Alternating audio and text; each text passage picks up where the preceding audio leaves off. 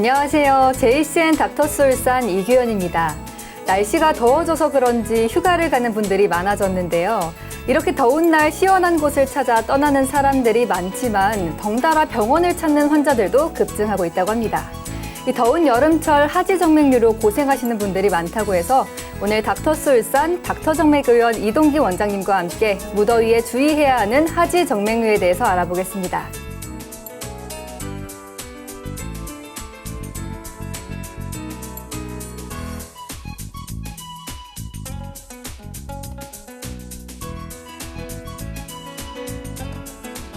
네, 원장님 안녕하세요. 네, 안녕하십니까. 네, 시청자분들께도 인사 한번 부탁드립니다.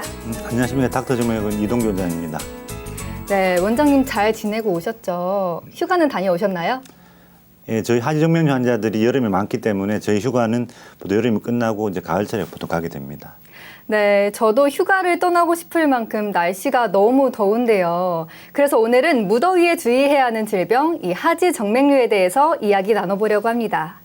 원장님, 하지정맥류 실제로 여름철에 발병률이 높은가요? 네, 폭염이 내리쬐는 여름철에 주의해야 할 질환으로 하지정맥이 꼽히고 있는데요. 이 건강보험심사평가원 이 국민관심질병통계에 따르면 하지정맥이 매년 무더운 7, 8월에 환자가 가장 많았습니다.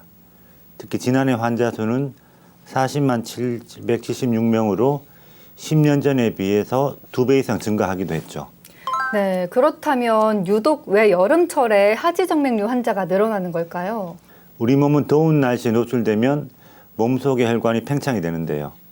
이로 인해 정맥 기능이 떨어져 원활한 혈액순환이 방해되는데 혈관이 팽창되면 다리에 머무는 혈액이 많아져 주변 근육이나 피부, 신경 조직을 압박해 통증이 나타나게 되는 것입니다. 네, 그렇군요. 그럼 원장님, 이 더워진 날씨에 사람들의 옷차림도 좀 짧아졌잖아요.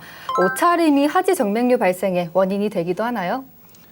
네, 맞습니다. 이 추운 겨울에는 온몸을 꽁꽁 싸매는 수준으로 많은 옷을 껴입는데요. 하지만 무더운 여름엔 조금이라도 가볍고 짧은 옷차림을 하게 됩니다. 그렇다 보니 빨갛고 파란 혈관이 더 잘 보이게 되고 울퉁불퉁한 혈관의 돌출도 확연히 드러나 보이게 되는데요. 게다가 더위 때문에 올라간 체온을 낮추려는 체온 유지 기능이 작동하면서 혈관이 더욱 선명하고 굵게 드러나 보이는 것입니다. 이렇게 되면 신경도 더 많이 쓰게 되고 없던 증상까지 나타날 수 있는데요. 즉 보기도 싫은데 아프기까지 한 상태가 되는 것입니다. 그래서 더운 여름날에 더 많은 환자가 병원을 방문하게 되는 것이죠. 네, 여름철에 더 많아지는 하지정맥류 환자분들을 위해서 오늘 더더욱 이 하지정맥류에 대해서 구체적으로 알아봐야 할 것 같아요. 하지정맥류는 어떤 질환인가요? 네, 하지정맥류는 심장 쪽으로 올라가야 하는 정맥혈들이 정맥혈관 내 판막 기능 이상으로 계속해서 진행되지 못하고 역류가 되어서 나타나게 되는 질병입니다. 역류되어 하지로 향한 정맥혈로 인해 혈관 내 압력이 상승하게 되어 혈관이 확장되는 건데요. 이 확장된 혈관 때문에 다리가 붓기도 하며 확장된 정맥혈들이 주변의 근육 및 신경을 압박해 통증을 유발하는 경우도 있습니다. 흔히 하지정맥류라고 하면 이 혈관들이 울퉁불퉁하게 튀어나온 것들을 떠올리게 되잖아요. 그런데 원장님, 이 혈관이 튀어나오면 다 하지정맥류라고 볼 수 있을까요? 예, 모든 하지정맥류 환자가 다 똑같은 증상을 겪는 건 아닙니다. 특히 대표적인 하지정맥류 증상으로 알려진 혈관 돌출이 그런데요. 대한혈관외과학회와 대한정맥학회가 일반인 900명과 환자 124명 등 총 1,024명의 성인을 대상으로 진행한 설문조사 결과에 따르면 실제로 혈관 돌출을 경험한 하지정맥류 환자는 전체의 절반 이하에 그쳤습니다. 네. 하지정맥은 크게 깊숙한 곳에 위치한 심부정맥과 피부 가까운 곳에 위치한 표제정맥이 있으며 이 둘을 이어주는 관통정맥으로 이루어져 있는데요. 네. 이 관통정맥 판막이 이상했으면 혈관이 튀어나오지 않을 수 있다고 알려져 있습니다. 또 피부 가까운 곳에 위치한 표제정맥이라도 이 판막 기능에만 문제가 있으면 네. 혈관이 도드라져 보이지 않을 수도 있습니다. 아, 원장님 방금 설명해 주신 이 잠복성 하지정맥류는 겉으로 드러나지 않기 때문에 빨리 증상을 알아차리기 쉽지 않을 것 같은데요. 평소에 느낄 수 있는 대표적인 증상은 어떤 게 있을까요? 네, 잠복성 하지정맥류는 이 겉으로는 증상이 나타나지 않기 때문에 이 발견을 하기가 쉽지 않습니다. 네. 그리고 하지정맥류의 전조 증상이라고 불리는 여러 가지 증상들도 우리 생활에 있어서 흔히 나타날 수 있는 증상이기 때문에 그 병증을 발견하기가 더 쉽지 않은데요. 이 경련과 가려움, 다리와 발바닥의 통증, 이 다리에 무거운 느낌이 들고 다리가 붓는다든지 열감과 수족냉증, 다리 저림, 쥐내림 등의 이 평소에 나타난다면 네. 하지정맥 이미 진행 중일 확률이 상당히 높습니다. 아, 네. 원장님 말씀 들어보니까 이 하지정맥류를 알아차리기가 쉽지 않을 것 같은데요. 가장 쉽게 알아차릴 수 있는 증상이 사실 혈관이 튀어나오는 증상이잖아요. 혈관이 튀어나오지 않아도 하지정맥류일 수 있지만 대부분의 하지정맥류는 혈관이 튀어나오는 증상이 많을 텐데요. 그렇다면 이 튀어나온 혈관에 따라 하지정맥류의 종류도 나눠질까요? 네, 그렇습니다. 크게 세 가지로 나눌 수 있습니다. 네. 가장 가느다란 형태의 지름 1mm 미만의 붉은 혈관이 서로 거미줄처럼 얽혀서 드러나는 것을 모세혈관 확장증이라고 합니다. 네. 직경 1, 2mm 정도의 푸른 혈관이 구불구불한 형태로 관찰되는 것을 망성정맥류로 하고요. 혈관이 3mm 이상 늘어나서 울퉁불퉁하게 튀어나오는 것을 가지정맥류라고 합니다. 아, 네. 네, 아나운서 제가 질문 하나 드려볼게요. 네. 이 하지정맥류는 보통 이 질환으로 많이 불리는데 이 정답이 뭘까요? 하지정맥류의 또 다른 이름이요? 다리 이상증 뭐 약간 그런 것 같은데 잘은 모르겠네요. 네, 쉽지 않은 질문이라서 답하기 좀 곤란하실 수 있는데 네. 이 정답은 진행성 질환입니다. 아, 그렇군요. 하지정맥류 초기에는 경미한 증상만 나타나기 때문에 초기보다 적극적인 치료를 하기보다 증상을 방치하기 쉬운데요. 네. 하지만 하지정맥류는 진행성 질환으로 한번 발병하면 자연 치유가 되지 않고 점점 악화되기 때문에 초기 치료가 매우 중요합니다. 네. 이 하지정맥류 들으면 들을수록 왠지 저도 하지정맥류가 아닐까 이렇게 신경이 쓰이는데요. 원장님 혹시 이거 자가진단법도 있을까요? 네, 자가진단법이 있습니다. 예, 10분만 운동을 해도 다리가 아픈 경우이며 조금만 걸어도 다리가 많이 피곤합니다. 네. 예, 다리에 쑤시는다 통증이 있고 특히 멍이 자주 생깁니다. 혈관이 튀어나온 경우가 많으며 발목 주변에 습진이나 피부 궤양이 생기는 경우입니다. 아, 이런 증상이 있다면 빠른 시일 내 병원을 찾아서 전문의와의 상담이 필요합니다. 아나운서님, 이렇게 하지정맥에 관한 기본 정보를 알려드렸지만 이 공부를 잘 하셨는지 간단한 테스트를 한번 해봐도 될까요? 네, 한번 해보겠습니다. 네, 그럼 제가 OX 퀴즈를 하나 내보겠습니다. 네. 이 하지정맥류는 미용적인 문제만 가리면 큰 문제가 되지 않는다. O일까요, X일까요? 네, 조금 어려운데요. 왠지 정답은 X일 것 같습니다. 잘 가리기만 한다고 될 문제가 아닌 것 같은데요. 네, 이번에 정답을 맞췄습니다. 정답은 X입니다. 아, 하지정맥류는 피부 아래 정맥이 팽창하고 구부러져서 발생하는 문제로 외관상 문제뿐만 아니라 다른 전신 질환에도 악영향을 끼칩니다.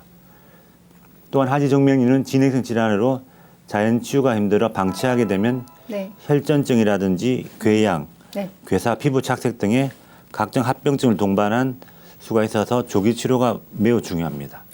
네, 하지만 이 하지정맥류 의심이 되는 증상이 있으면 바로 병원에 가셔서 빠르게 치료하는 게 좋을 것 같습니다. 오늘 원장님과 이야기를 나누면서 하지정맥류에 관한 것들을 하나씩 정복해 나가는 것 같은데요. 네, 지금까지 하지정맥류가 무엇이고 또 여름철에 주의해야 하는 이유까지 알아봤습니다. 시청자분들이 하지정맥류가 생기는 원인에 대해서도 많은 궁금증을 가질 것 같은데요. 원장님, 이 하지정맥류가 생기는 이유가 무엇인가요?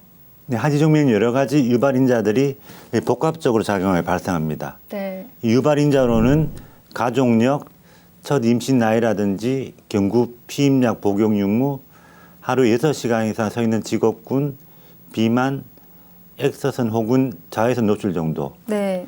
이 혈전 정맥류 과거력, 또한 하지 감염 혹은 허혈 증상, 이 복압을 증가시키는 만성 질환이라든지 몸을 꽉 끼는 옷을 착용한다든지 장시간 의자에 오래 앉아 있는 직업 네. 그리고 습관적으로 다리를 꼬고 있는 자세 등이 있습니다. 네, 하지정맥류 정말 다양한 원인이 있네요.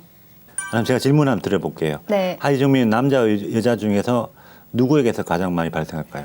아까 말씀하실 때 뭐 다리를 꼬고 앉는 습관이라든지 또 많이 서 있으면 그런 게 많이 생긴다 했는데요. 왠지 제 생각에는 아무래도 이런 습관들이 여성분들에게 더 많으니까 여자분들에게 많이 나타날 것 같습니다. 네, 맞습니다. 이번에도 맞추셨는데 정답은 네. 여자입니다. 하지정맥 남성보다는 여성에게서 더 많이 관찰되고 이로 인해 외관상의 불편함을 토로합니다. 여성에게서 하지정맥 증상이 더 많이 나타나는 가장 큰 이유는 여성 호르몬 때문이라고 할 수 있습니다. 아, 네. 여성 생리 주기에 따라서 호르몬 영향을 받고 이 호르몬 때문에 혈관이 더 잘 늘어나게 됩니다. 또한 여성은 임신 시 커진 자궁이 정맥 혈관을 압박하여 혈액의 흐름이 원활하게 하지 못하게 되며 이는 하지정맥 발생 원인이 됩니다. 네. 출산 후에는 다시 회복이 되는 경우가 있어서 임신한 여성분들에게 저희는 특별한 치료보다 압박 스타킹이나 생활습관 개선 등을 지도하게 됩니다. 그렇지만 출산 후에도 3개월이 지나도 하지정맥 증상이 지속된다면 정확한 진단과 함께 치료가 필요합니다. 네, 저도 여자다 보니까 이 하지정맥류가 굉장히 신경 쓰이는데요. 하지정맥류를 의심해 볼 만한 증상이 따로 있을까요? 네, 특히 일상생활 중에 평소와 달리 다리 부종이나 피로감, 다리가 무겁고 저린다든지 가려움증, 열감, 시림 등의 증상이 네. 2주 이상 지속될 때는 하지정맥류를 의심해 볼 수 있습니다. 네. 자칫 증상을 방치하여 질환이 진행될 시 하지 부종이나 정맥성 피부염, 이 색소 침착, 궤양, 혈전이라든지 정맥염 등의 질환이 이어질 수 있기 때문에 주의가 필요합니다. 아나운서님 이렇게 하지정맥 발생 원인을 알아봤는데요. 네. 한 가지 질문을 더 드려볼게요. 네. 제가 OX 퀴즈를 하나 더 내보겠습니다. 네, 좋습니다. 이 사우나를 오래 하면 하지정맥류에 좋지 않다. 이게 정답일까요? 하지정맥류에 좋지 않다. 왠지 X일 것 같은데요. 사우나를 하면 하지정맥류에 조금 도움이 되지 않을까요? 네, 계속 잘 맞추고 계신데 정답은 O입니다. 이 사우나는 혈액순환을 원활하게 해 몸을 따뜻하게 만들어주고 피로와 스트레스 해소에 매우 효과적인데요. 하지만 하지정맥 환자에게는 오히려 역효과를 불러올 수 있습니다. 이 정맥은 따뜻해지면 혈관이 확장돼 평소보다 많은 혈액이 흐르게 되는데요. 이는 역류하는 혈액의 양도 늘리게 됩니다. 네. 즉 역류하는 혈액의 양이 늘면 하지정맥류 환자의 통증도 악화되는 것이죠. 아, 네.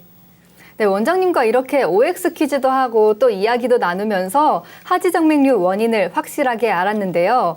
다음 키워드에선 치료법에 대해서 이야기 나눠보도록 하겠습니다.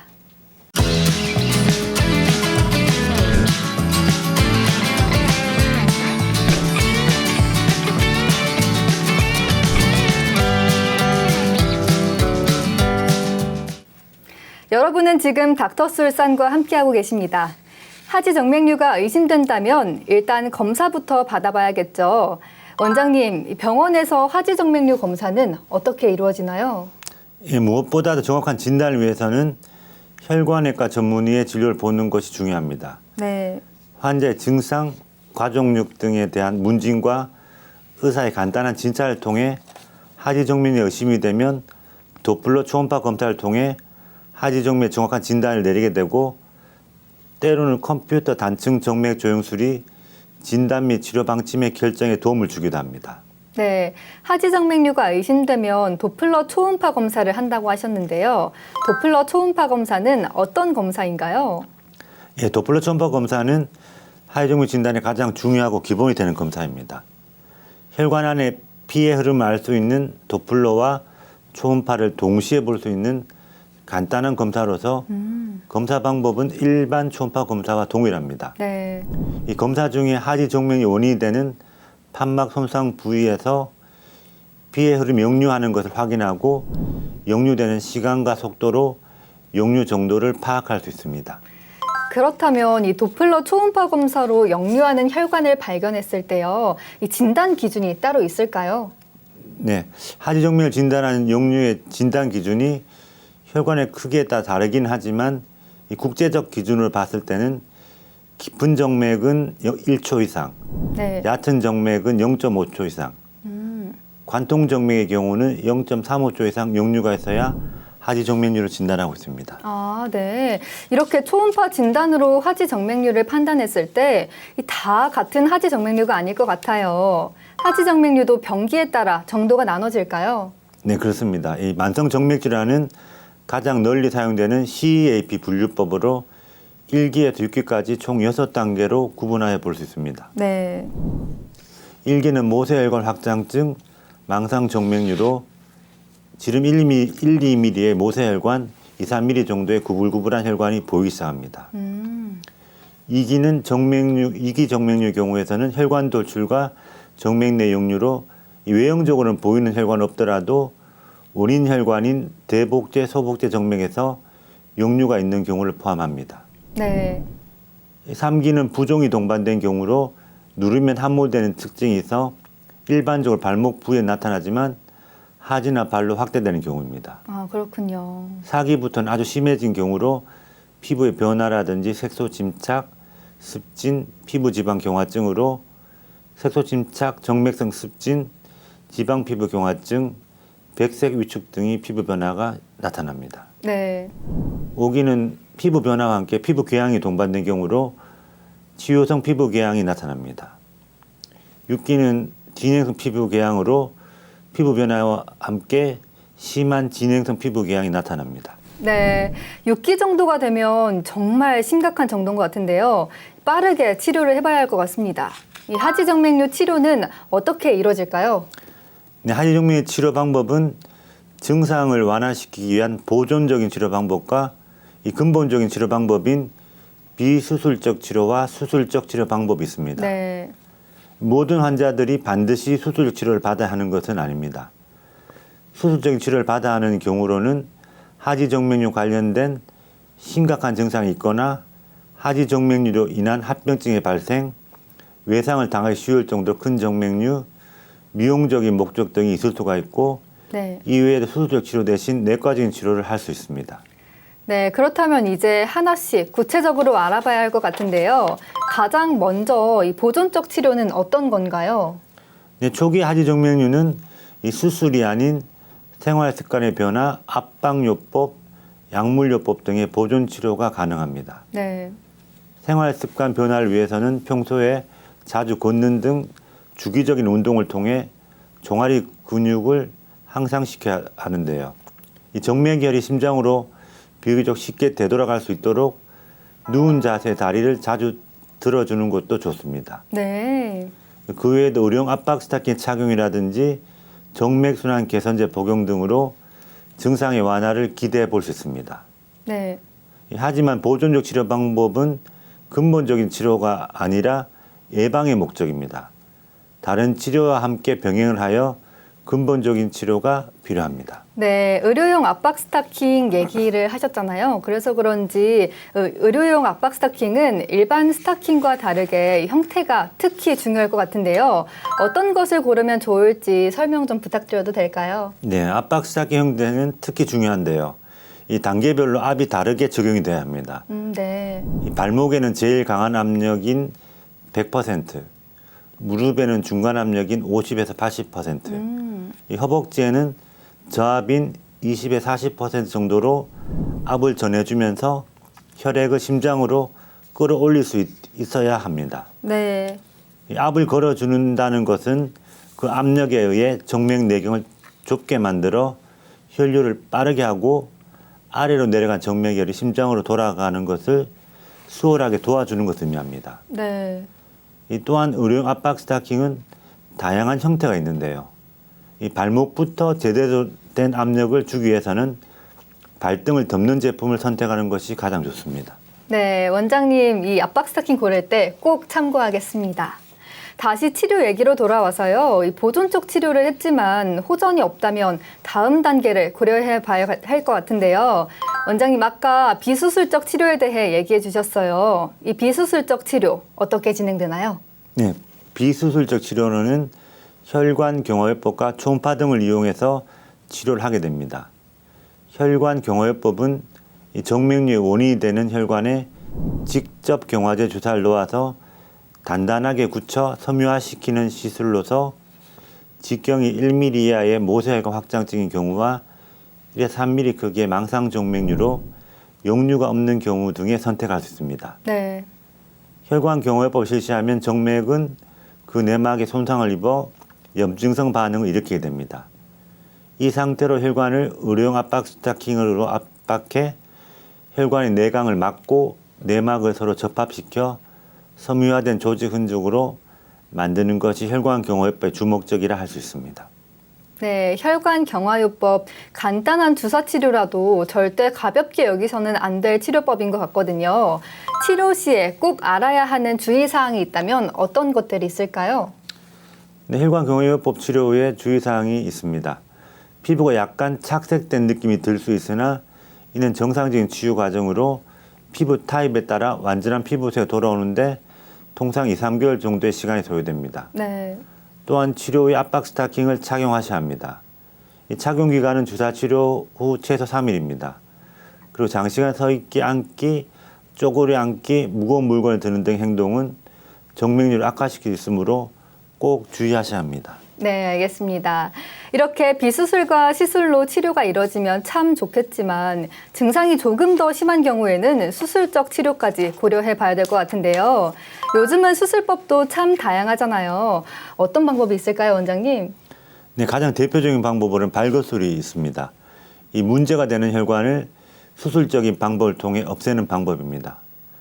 이 방법의 경우에는 혈관의 직경이 크거나 구불구불한 동맥류성 변화가 심하거나 피부에 아주 가깝게 위치하거나 네. 혈전이 동반되어 있을 경우에 필요한 수술 방법입니다. 스트리핑이라고 불리는 의료용 철사를 사용하여 문제가 되는 부의 혈관을 제거하는데 약 3, 4mm 지름의 원통형 세막대 형태의 냉동 치료기로 사용해 네. 이 치료기의 끝부분을 급속 냉각하여 대상 정맥 주위의 조직을 단단하게 고정합니다. 혈관 안쪽으로 작동하여 혈관이 고정되게 해서 뺀에 붙어있는 혈관을 제거하고 하는데요. 네.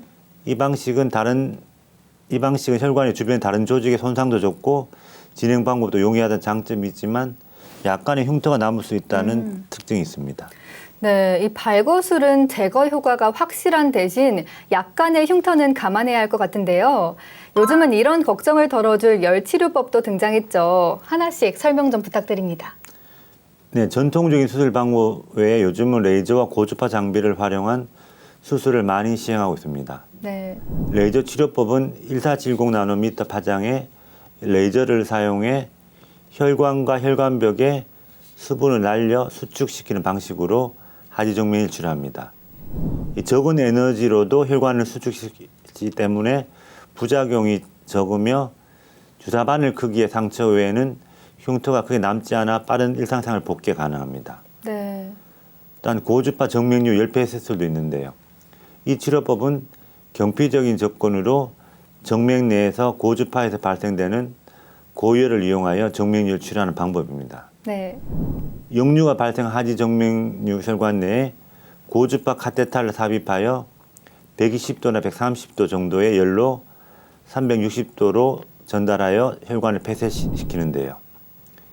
일정한 주기로 같은 온도를 가하도록 기계에 설정이 되어 있기 때문에 안정적인 치료가 가능하고 이 가해진 온도가 레이저에 비해 낮기 때문에 회복 기간이 짧은 것이 큰 특징입니다. 네, 이 하지정맥류는 다양한 치료법이 있는 만큼 나에게 맞는 치료법을 선택하는 게 가장 중요할 것 같습니다. 이렇게 하지정맥류 치료법에까지 자세히 알아봤는데요. 네. 치료를 받은 환자들이 가장 궁금해하는 질문이 있습니다. 네. 예스와 노 한번 맞춰보시길 바랄게요. 네, 알겠습니다. 정맥을 막거나 제거하면은 부작용이 생길 수 있다. O일까 X일까? 부작용이 생기지 않을 것 같은데요. 그래서 정답은 X라고 하겠습니다. 네, 오늘은 계속 맞추고 계실 때 정답은 네. X입니다. 이미 한번 망가져 있는 정맥류 혈관은 오히려 혈액을 거꾸로 쏟아버리는 역할만 하기 때문에 결론적으로 발끝에서부터 심장 쪽으로 혈액이 순환되는데 방해만 한다고 볼 수 있습니다. 네. 다리에 있는 정맥을 겉정맥과 속정맥으로 나눠 봤을 때 속정맥은 통로가 넓은 만큼 혈류량이 많아 일명 고속도로 혈관이라고 이해할 수 있습니다. 네. 반대로 하지정맥 생기는 겉정맥은 수가 많은 지방도로나 간선도로 혈관이라고 생각하시는 게 좋습니다. 아, 네. 따라서 하지정맥에 발생한 혈관을 제거하더라도 다른 혈관 및 속정맥이 있기 때문에 치료에 대한 부작용은 걱정하지 않으셔도 됩니다. 오늘 원장님 덕분에 하지정맥류에 대해서 제대로 공부하는 것 같습니다. 이 하지정맥류는 조금만 관심을 가지면 충분히 예방할 수 있을 것 같거든요. 요즘처럼 더운 날씨에 이 하지정맥류를 관리할 수 있는 방법은 어떤 게 있을까요? 네, 특히 가장 무더운 낮 시간대는 외출을 삼가시는 게 좋고요. 직사광선은 가급적 피합니다. 이 충분한 수분 보충을 하고 틈틈이 스트레칭을 하여 다리 압력을 낮춰줍니다. 네. 겨울에만 보습이 필요한 것은 아닙니다. 여름에도 특히 보습제를 꾸준히 발라주는 게 도움이 됩니다. 실내 활동 혹은 앉아서 일하는 시간만이라도 압박 스타킹을 착용하면은 예방이 많이 도움이 됩니다. 네. 이 치료는 나중에 하더라도 진단을 우선 받아서 혈관 초음파 검사 결과에 알맞은 처방을 받고 대처법을 시행하는 게 좋습니다. 네, 방금 말씀해 주신 거 꼭 기억하겠습니다. 오늘 하지정맥류에 대해서 자세한 이야기 나눠주셨는데요. 마지막으로 시청자 여러분들을 위해서 당부의 한마디 부탁드리겠습니다. 하지정맥류 조기에 발견에 관리할수록 치료 과정에 드는 비용이나 시간이 줄어듭니다. 혈관에 악영향을 미치는 흡연 및 과도한 음주, 맵고 짠 음식 등을 자제하는 게 좋은데요. 네. 또 하지정맥류는 치료가 잘 되었다 해도 치료 후에 관리를 어떻게 하는가에 따라서 재발 가능성도 있어 재발 방지를 위해 평소 생활 습관 교정은 물론 정기 검진을 통해 꾸준히 관리를 지속하는 것이 좋습니다. 네, 오늘 하지정맥류에 대해서 알아봤는데요. 오늘 알려드린 정보 꼭 기억하셔서 요즘 같은 계절 다리 혈관을 건강하게 지키면 좋을 것 같습니다. 오늘 도움 말씀해주신 닥터정맥의원 이동기 원장님, 좋은 정보 감사합니다. 네, 고맙습니다. 네, 우리 일상에서 하지정맥류를 예방하는 간단한 방법이 하나 있는데요. 바로 종아리 근육을 단련하는 겁니다. 종아리 운동을 하면 근육이 수축되면서 정맥에 모여있는 피가 순환돼서 이 하지정맥류를 완화하는 데 도움을 준다고 합니다. 오늘 알려드린 정보 꼭 기억하시면서 JCN 닥터스 울산 여기서 이만 인사드리겠습니다. 오늘도 시청해주셔서 고맙습니다.